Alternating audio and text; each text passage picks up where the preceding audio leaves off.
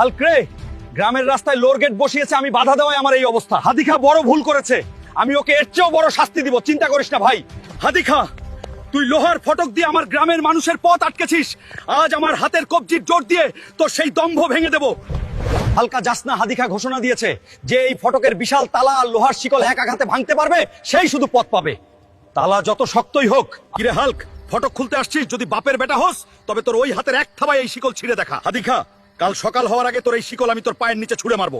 আল্লাহ, আমি কি পারবো আমার গ্রামের মানুষের এই বন্দি দশা ঘুচাতে? ভাইয়ের অপমানের প্রতিশোধ নেওয়ার শক্তি আমায় দাও। চেয়ারম্যান সাহেব, হাদিখা মানুষের পথ আটকেছে, আপনারা কি কিছুই করবেন না? হাল্ক, হাদিখা অনেক শক্তিশালী, আমরা ঝামেলায় জড়াতে পারবো না, তুই ফিরে যা। এই নে হাতুড়ি, এটা দিয়ে 3 বারের মধ্যে যদি ফটকের শিকল ভাঙতে না পারিস তবে তুই এই গ্রাম ছেড়ে চলে যাবি। হাতুড়ি তোর কাছে রাখ, মফিজের হাতের কবজি যে কোনো হাতুড়ির চেয়ে বেশি শক্তিশালী। মফিজ, এ কাজ অসম্ভব, এ শিকল মানুষ ভাঙতে পারবে না। মানুষ যখন হালকা হয়ে ওঠে তখন অসম্ভব বলে কিছু থাকে না। কি হলো, ভয় পেলি? একবার চেষ্টা করেই দেখ।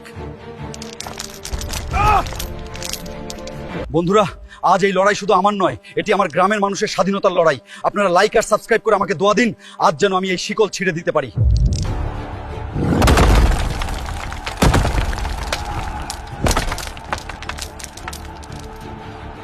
দেখেছো ভাই, তোমার অপমানের